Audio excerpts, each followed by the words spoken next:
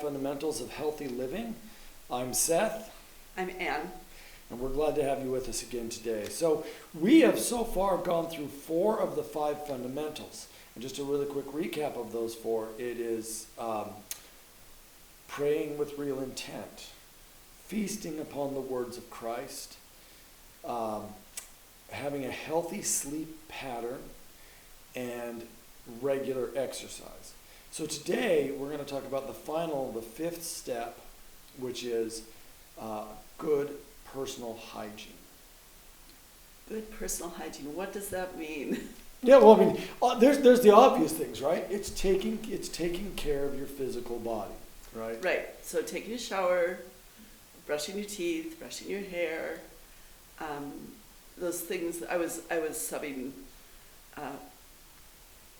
this week, and middle schoolers are not very good at personal hygiene. Oh, well, oftentimes not.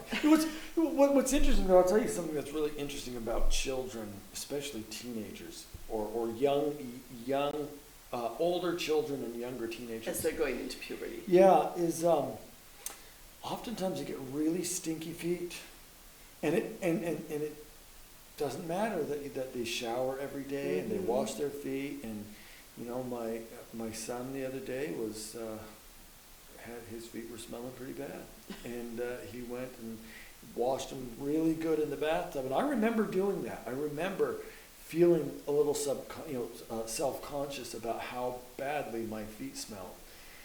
And it was frustrating because I showered every day and I washed my feet when I showered, and I remember like halfway through the day I'd take off my shoes and socks and go sit on the side of the bathtub and put my feet in the tub and scrub.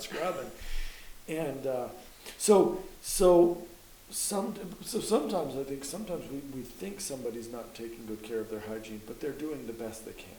And I think you have to remember that, you know, so. Give them grace. Yes, give them grace, and especially when you're talking about these teenagers that are going through puberty, because their bodies are changing, and there are smells that come. There are teenage smells that are not a result of not taking care of yourself. They're just your body is going through these changes, hormones are going crazy, and you're creating these, you know, fluids and, you know, that your body is not used to, and so it's creating some smells that are not always pleasant. And that doesn't mean they're not taking care of themselves.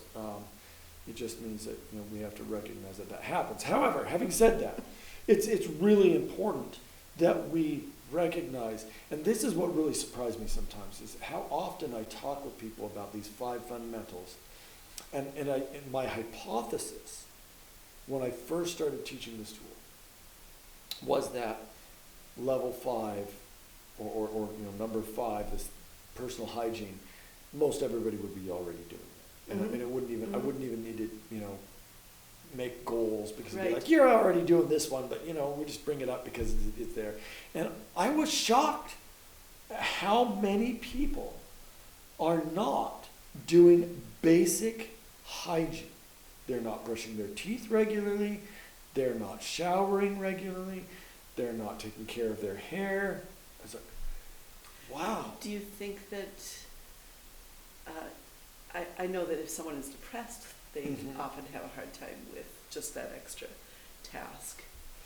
I have been known to not brush my hair.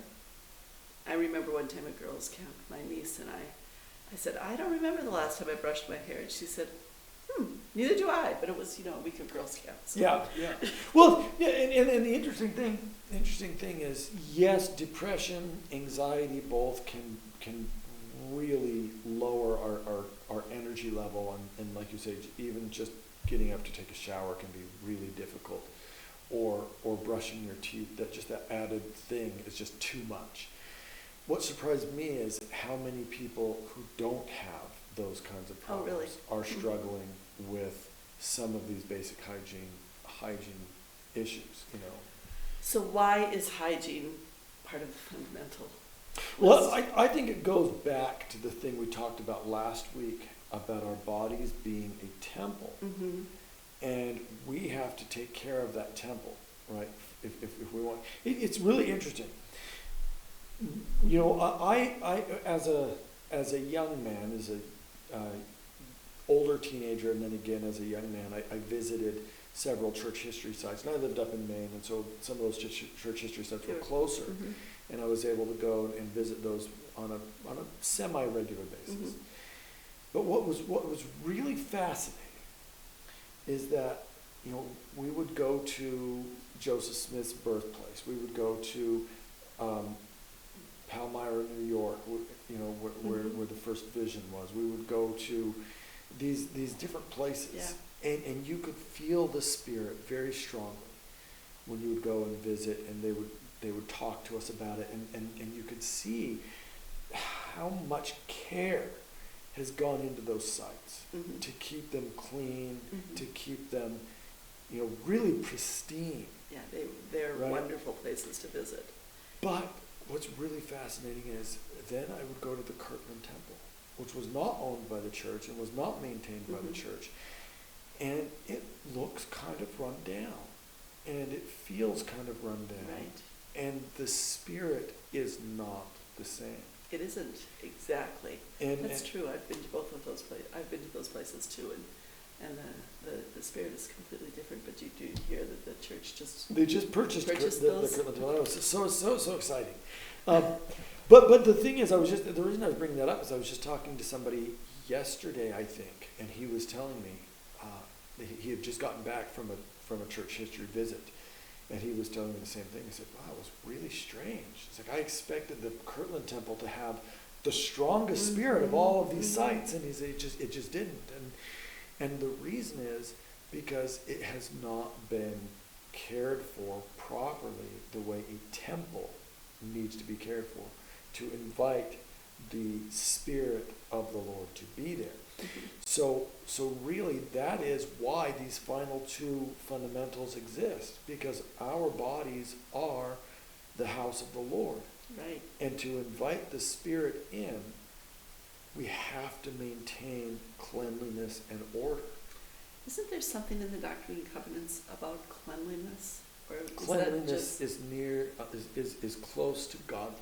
yes? right? But is that just a phrase, or is that in It the is scriptures? it's in one of the scriptures, and I don't remember which Yeah, one. I We don't might have to either. look it up and put it in the notes of this class so you can see where it is. But cleanliness is close to godliness or nigh unto godliness, or I'm not sure. Yeah, I'm not sure the exact wording, but it basically is cleanliness is close to godliness.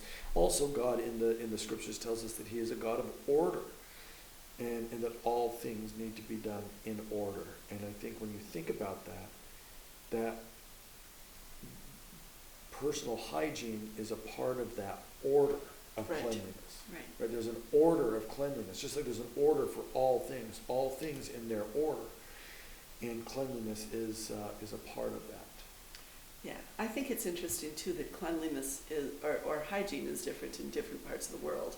Mm-hmm. We had a French exchange student, and when her father came to visit at the end of her time, he just used a lot of perfume. I'm not sure he Yeah. was showering and Well, it's a those kinds very, of things. So, very, so different countries and different places in the world have different ideas of hygiene. The Japanese people, for example, are really, really clean, and they, well, you have to consider too, and it's really, something that's really fascinating to me, and this is kind of a historical fact, that people historically wore linens, clothes that were made from more natural materials than what we tend to wear, cottons, linens, Mhm. you know. Those clothes actually absorb a lot of sweat They and breathe stuff. better. They breathe better, they absorb and release. Mhm. Whereas the clothes that we tend to wear, it absorbs but doesn't ever release anything. So it's just sticks to Yeah. us. You know, and so somebody in the past who maybe took a full bath once a week, and people have this idea sometimes that the people in the past weren't clean. That's not true. They took regular, they regularly washed up. They had their toilet, what they would call their toilet, Right. and they would regularly wash up and wash the parts of their bodies that, that needed it. But they would take a full bath about once a week. But they also wore clothing that allowed for that. Whereas we tend to wear clothing that in a single day our clothes get really filthy and smelly and gross, and it would not be very comfortable to wear them 2 or 3 days in a row. Our clothes are much easier to take care of, though, Yes. with all of the, unnatural fibers. Right. But we have technologies and things that make it easy to wash and care for clothes, and it's true. So, but the point is, hygiene is not the same for everybody, but hygiene is essential. Personal cleanliness. The Lord wants us to stay clean and to be clean. And so, but it's not just that, right? Right. Cleanliness is important, but there's more to it. For example, if we took the temple and we cleaned it every day, it's still going to have some wear and tear, and we're still going to need to, every couple of years they close the temple down to refurnish and take out all the carpet and put in new carpet, and take out all the furniture and bring in new furniture, because you need not only the inner sense of cleanliness, but the outer sense of cleanliness. And I think, and that makes me think of like our clothing. What are we wearing? Am I wearing, worn out, holy, things, or am I trying to maintain? And not everybody can maintain the same level, of nice clothing or whatever.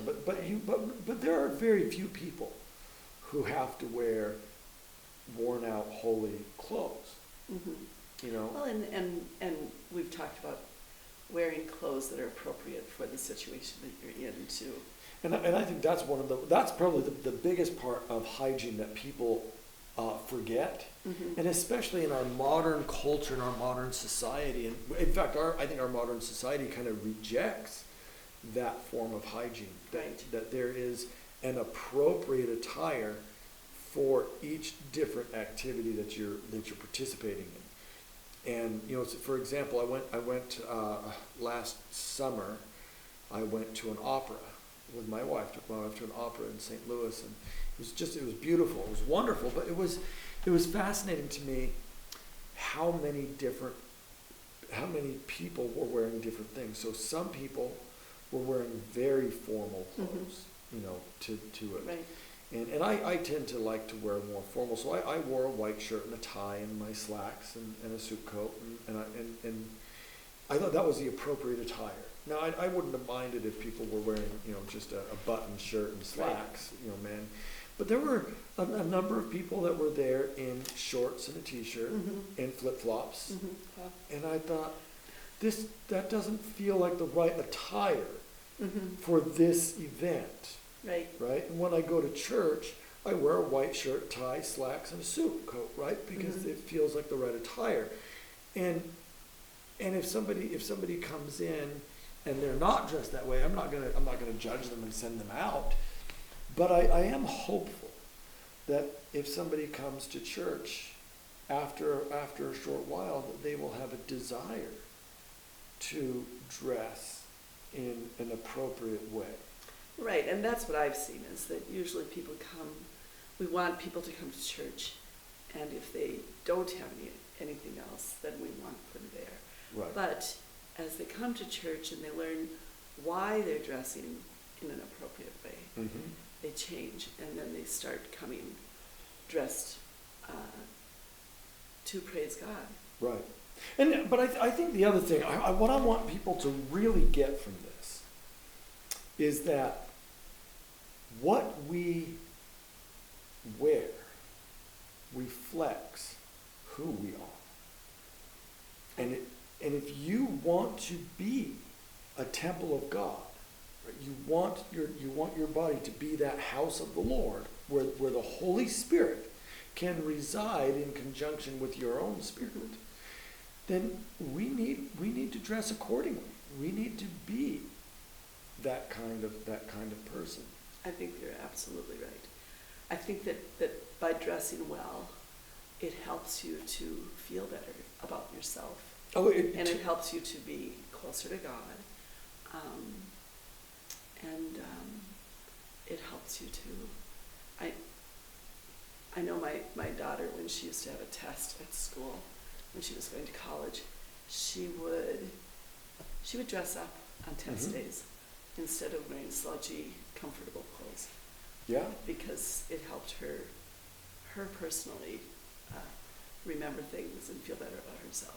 absolutely. I think it's interesting because I think one of the things that's really pretty evident in the workforce is companies that have a dress code, they tend to have more productive workers. Mm.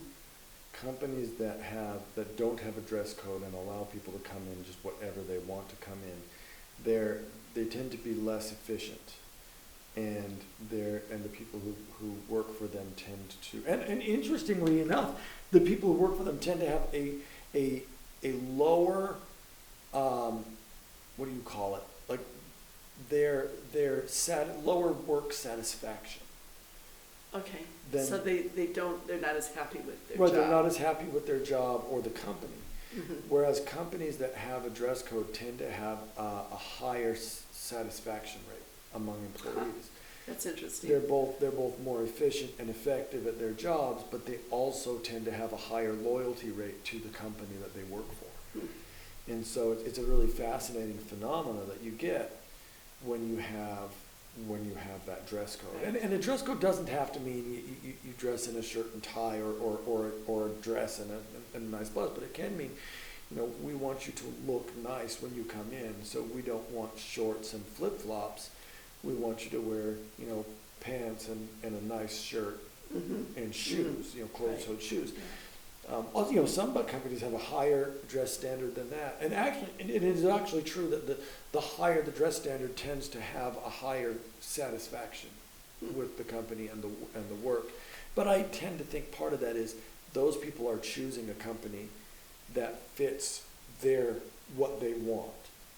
And so, Right. they're happier Right. because they've found a company that fits more their own standards. But Yeah. but it's just interesting that, and the other thing is, I do a lot of work with women who stay at home, Mhm. either work from home or they are homemakers, and they make that their career. And oftentimes when they're starting to feel down and low and bedraggled and beat up, and they just they don't know what to do, and oftentimes I can tell them, I say, well, the first thing you need to do is get up early, shower, brush your teeth, do your hair. And they're like, but nobody's going to see me. You're going to see you. God is going to see you. Right, right. Get dressed.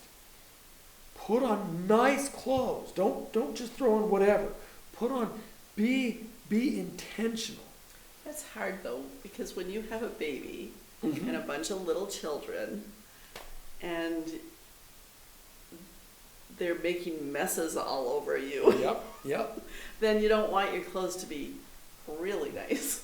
But I Right, think right, I think that not like slouchy, Right. You don't yeah. have to wear really nice clothes, but you should wear, get out of your pajamas.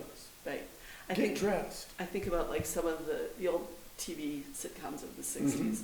I used to love Bewitched, and she always looked nice. Yeah. She, those old sitcoms, they would not go out without their gloves and their hat and their dress, and it's a different time now. We've changed, but I remember my grandma doing the same thing. We were going to go out, and she came out wearing something, and she said, "You cannot go out with me wearing that. You need to get something nicer on." And we've kind of lost that in our And I was going to say, I society. don't know that we've changed for the better. I think Yeah. we've changed. Oh, we're just so relaxed and slouchy. Yeah, we're way too relaxed, way too slouchy, and I think the correlation is, as our society relaxes, our mental health issues increase. Oh, that's an interesting And correlation. that's a very obvious correlation, Right. right? We know that the mental health issues in the United States, at least, are well above what they were 20, 30 years ago.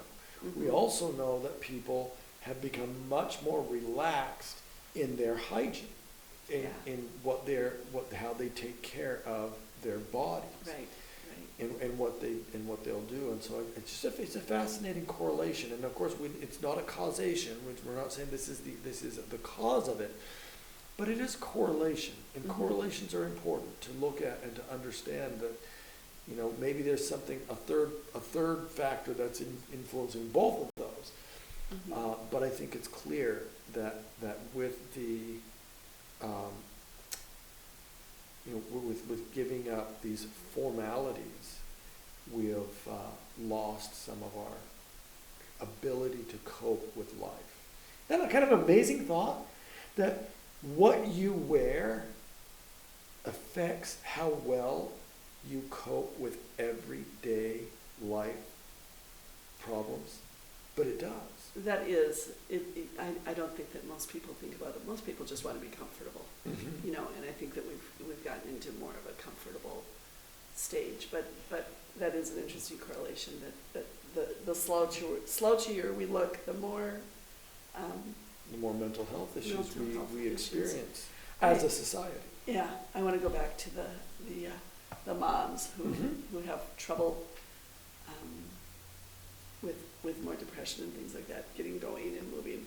I think that each one of these, you said that they should get up early, they should exercise, they should have good hygiene, but they should also be praying And reading their scriptures on a regular basis, yes. and by just doing that, doing these 5 fundamentals, it helps not just moms with a bunch of kids, but I think it helps everybody. Oh, absolutely. I worked with a man for a while ago. He came into my office. Funny because he came into my office like, "Why should I listen to you? I make $1 million a year."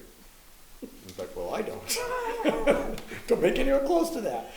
I said, "Well, I don't know why you're listening to me, but you came in to talk to me. I didn't come in to talk to you." Anyways, I didn't call you and say, "Come in." Yeah. So he was struggling with similar things. He was, you know, he had a business, obviously a very successful business.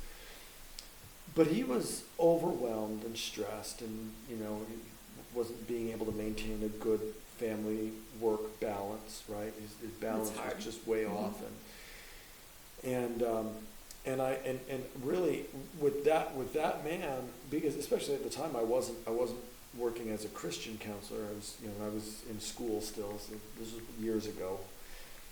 But I did. What I told him, I said, you know, it really matters when you get out of bed. It matters what you wear, and it matters what you're doing physically with your body. And so we got him onto a new routine, getting up at 5 o'clock in the morning, and going on and exercising, and then taking care of his hygiene and making sure that because he was the owner of this company, so he got to a point. So while he was building the company, he would always dress nicely. Right. But at this point, he owned this company. He had somebody else that was basically running it. He didn't really have to be there every day, Mhm.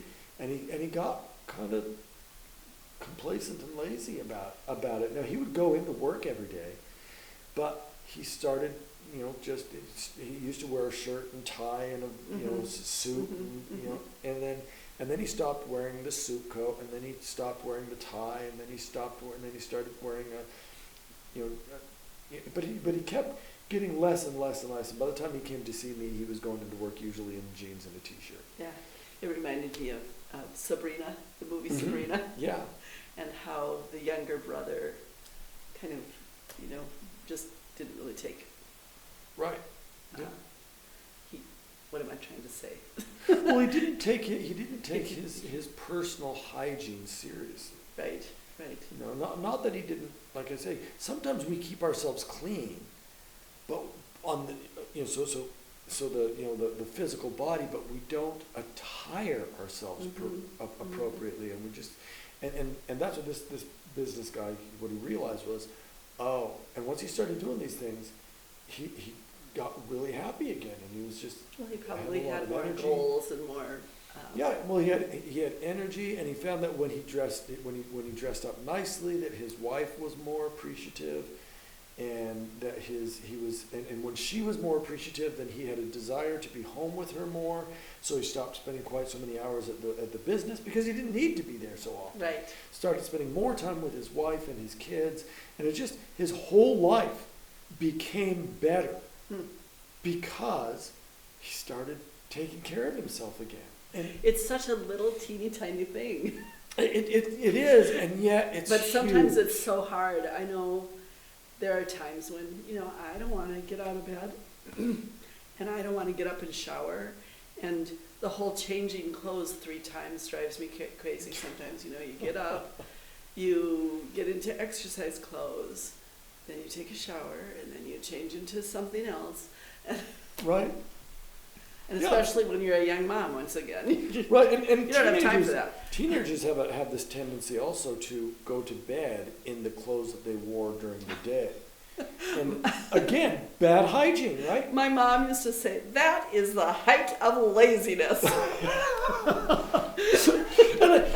Yeah, and I don't know how lazy or not. What it is it's poor hygiene. Right. It is not the appropriate. If I'm going to go play a game of basketball, I'm not going to wear a button shirt and slacks. Right. That wouldn't be appropriate attire. When I go to bed, I'm not going to wear a button shirt and slacks. It's not appropriate attire, and it does lead to less cleanliness, right? Right. Well, it's once again the clothes that are keeping all of the, you taking care of those clothes and making a mess of I don't know, just the sweat that happens and Yeah. the perspiration, and I should say. So personal hygiene. That's our 5th one. So let's kind of recap Okay. and just say so. And really, one of the word that I use in the first of the fundamentals is intent. Right? Pray Right. with intent. Pray with intent. But what I want you to recognize is everything we do should be with intent.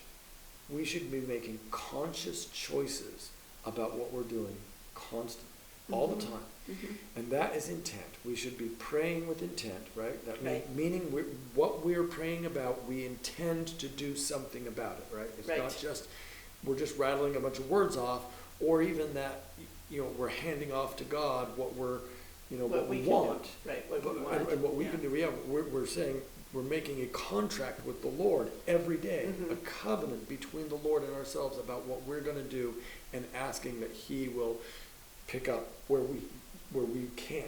Right. And that's where, and so that's praying with intent. But I want that word intent to be in your minds through all 5.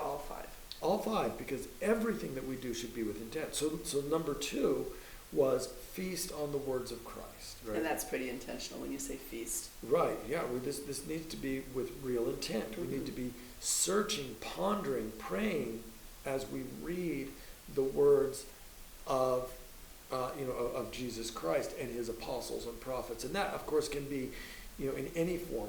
Right.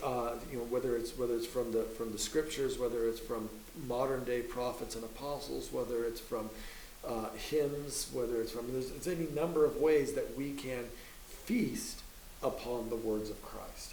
But we need to do that intentionally, with real intent. Mm-hmm. And then number 3 is a healthy sleep pattern. And really, I don't remember all the things we talked about in the discussion, but what really is the most important is getting up at the same time every day.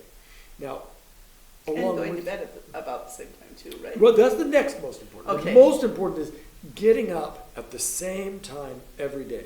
The second most important thing is that we're going to bed within about an hour. So if my bedtime is 9:30, I'm going to be in bed between 9 o'clock and 10 o'clock. Mm-hmm. So it's good.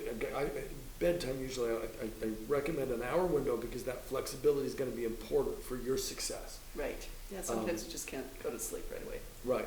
And so you want to give yourself a little bit of flexibility there. But the other thing about that one is, when we say pattern, that's what we're talking about. That means, what am I doing to prepare my body to rest? Mm-hmm. Am I just working right up to 9:30 and then I'm in bed? That's not a good pattern. We want a healthy sleep pattern. Well, you need a routine. Mm-hmm. Like you with small children, when you're Right. teaching them to sleep. you have a routine with them. Right. And adults need routines And also. you should do that for yourself. You should give yourself a routine, and you should also create an ambiance within your sleeping space that is conducive to sleep. And that could mean listening to quiet music. It could mean having white noise on. Mhm. It could mean having a weighted blanket for some people. That's really comforting and really helpful to sleep. It could mean there's any having a scent in that room, like A lavender. a lavender or a peppermint or something Mhm. that is relaxing to you. So any of these things can be very helpful to creating a healthy sleep pattern. Right. So then our next one is regular exercise. And this is where we really started to really get into our temple. I mean, our body is a temple. It literally is the house of the Lord if we keep it clean and ordered.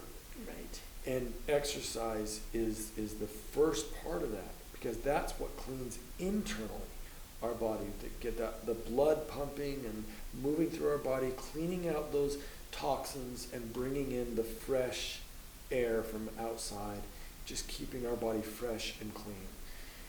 Circulating all of that stuff that needs to be circulated. Yeah, exactly. And so exercise, and we talked about exercise being a minimum of 90 minutes a day of getting your heart rate up. Is it 90 minutes a day? Oh, 90 minutes a week. 90 minutes a week. That's the minimum.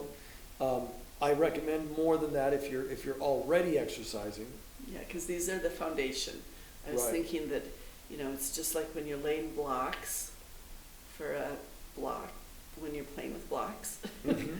you have to have these 5 little blocks at the bottom, Right, you want. and then you can add Yep, you're gonna have. to that. Right, you're gonna have something at the bottom, and the bottom has to be firm and It has to be a and strong sound. foundation. So, Mhm. and then our final, what we've talked about today is hygiene, and that keeping the outer cleanliness, right? So the exercise helps clean internally. The hygiene keeps the outside of our temple clean. Clean. And remember, you're a disciple of Jesus Christ. What are you saying about Jesus Christ in the way you appear? Yeah. That's the thing you have to remember. As a disciple of Jesus Christ, you are an emissary for Jesus Christ.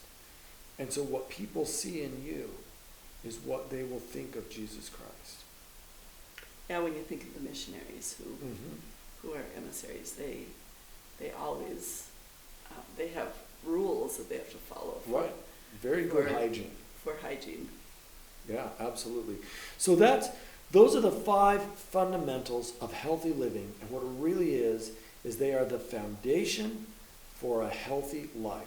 They are not everything for health, but they are the foundation. And here's the thing, here's another thing that's really interesting. Somebody might want to lose weight. Mm-hmm. If you want to lose weight, you need to be doing these foundational things first, and then we can add on other things like nutrition or drinking the right amount of water, or these other Right. things that are healthy, or if you want to build strength. Great, do these 5 things first, and then we can add in weightlifting or other types of exercise that are strength building exercises. Or working on balance. Or working on balance, right. There's any number of things that you can do to improve your health. But here's the thing that you have to know, and this is essential. No matter what you do, if you're not doing the fundamentals, it will fall. Your health will not be, you might think you're healthy, but if you're not doing those 5 fundamentals, your health is going to fall eventually, Well, we go because you back have to no foundation. that block structure, right? Yeah. Or any building, you need that firm foundation. You can't build on sandy soil. Right. And so these are the fundamentals of healthy living. And my recommendation to everybody out there is make sure you're doing these 5 things before you start adding other elements. Because other elements, I guarantee you, they will fail. Eventually, you may feel, like I say, wow, I'm doing so good. But eventually, they are going to fail if you don't have this foundation.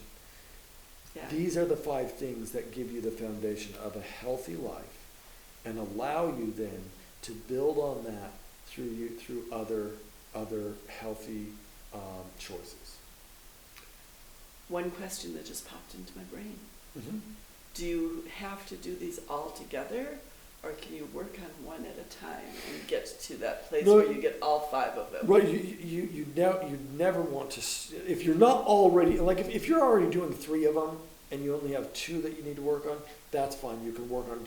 Never try to do more than 2 major goals at a time. You will, again, you overwhelm yourself and you're not going to be successful. 2 at a time is the most. So if you're not doing any of them, then choose 2 to start working on. If you're doing all but 1, then start working on that 1. If you're doing, 1 of them, then choose 2 of the other 4 to start working on. But don't work on more than 2 at a time, because it's very, very difficult to master more than 2 kind of contextual changes in our lives. Right, and so then we go back to the change wheel, right, Mhm. to help us with Right. those changes, which is a tool and a video that's on the website and, Yeah. and the app. Yep, and you can use the change wheel to make these strengthen these behaviors. Mhm. And then that's really a lot of what we're doing is. And remember, here's the other thing to remember. We have 100% agency Right. when it comes to our actions, what we do. All 5 of these fundamentals we've just talked about, they're all actions. They are all They're all actions. things that we can choose to do. That's where we have agency. Now, one last thing I want to say about this too, that I hadn't even thought about, I'm just thinking about it now. All right. And that is, when you do any of these, you should be consecrating them to the Lord. So when I'm reading my scriptures, I should be, at the very least in my mind, saying to Heavenly Father, I'm dedicating this scripture study to you. When I ran this morning, I was running this morning with my 2 sons and my daughter, and I did. As I started to run, I thought, Heavenly Father, I really want to dedicate this run to you. It's amazing too, because boy, Satan doesn't like that. He does not like it, and he will try so hard to distract your mind. He puts so many stumbling blocks in our way for us does. to change and He does. be better people. But what's so fascinating about it, though, is when you consecrate these actions to the Lord. So you can just do them, and you're going to be healthy because you do them. But if you consecrate them to the Lord, so you tell the Lord, I'm doing this for you as you go into it, that allows the Lord to sanctify you. You have to open the door. There's that picture of Jesus standing by the door and he's knocking and there's no knob on the outside, because you have to open the door. The way we open that door is through consecration. We consecrate our actions to the Lord. That opens the door. The Spirit then can come in and can sanctify our thoughts and our feelings and our context and our unconscious. It can change us at those levels. And that's the wonderful thing. You've got 5 tools here that we've just taught you, that we've just talked about. Each one of those has the potential to sanctify you through the Holy Ghost if you are willing to consecrate those actions to the Lord. And I wish people understood consecrating something to the Lord, really, you can do it simply by saying, I'm doing this for you. And, I was thinking about Hannah in the Bible, and when she consecrated her baby Samuel to the Lord, right. That's exactly what she did. She said, Lord, if you give me this baby, I will consecrate him to you. Right, I will give him to you. And that's the thing is, if you give to the Lord, you're going to receive 5-fold, 10-fold, 100-fold what you've given. Now, if you just do the actions, you're still going to get the health benefits of the action. Right. But when you consecrate the action to the Lord, it will magnify those benefits 100-fold or more. And that's what we want. And it'll keep Satan away. It will keep it. It will keep Satan. It will keep. It will. What it will do is it will give us the strength to overcome Satan. You know, in fact, I was just reading. Interesting. I was just reading in the book of Job, and there's that interaction between Satan and God. Right. And a lot of people struggle with that. Like, that's weird. Why is God giving Satan power to do all these things? And I think it's really a good metaphor for our lives. That God is telling us, he says, you know, Satan is not bound. He's Right. unbound. Right. Which means actually we can't do anything to keep Satan away from us entirely. I mean, Jesus Christ was perfect and Satan was there Yeah, tempting him. that's right. So we can't even say, wow, but if I'm perfect. No, even the most perfect person that ever lived was tempted by Satan. So we have to be careful and recognize when we do righteous things, when we do what the Lord wants us to do, it does not mean Satan that we keep Satan away, but what it means is we are given the strength that we need to overcome any temptation that Satan might bring. That makes more sense. So, but that's, In a sense, it binds him. yeah, it's a common phrase that people will say that, oh, if you're doing this, it keeps Satan away. And I'm like, oh, be careful with that. Sometimes it seems like when you're doing something good and right, when you're going to the temple, there will be obstacles. That's when Satan's When the you're- most Yeah. actively Right, involved in your right. life. That's when he's like, I don't, you know, so when I was running this morning and I was dedicating my run to the Lord, I could very strongly feel Satan's desire to tempt me to think outside of the, you know, of the gospel and to, you know, you know, I was thinking about a movie, and all of a sudden this scene from the movie comes into my head, and I was like, that's not even a good scene. It's not even a movie that I've ever watched. It's just, I've never seen the scene.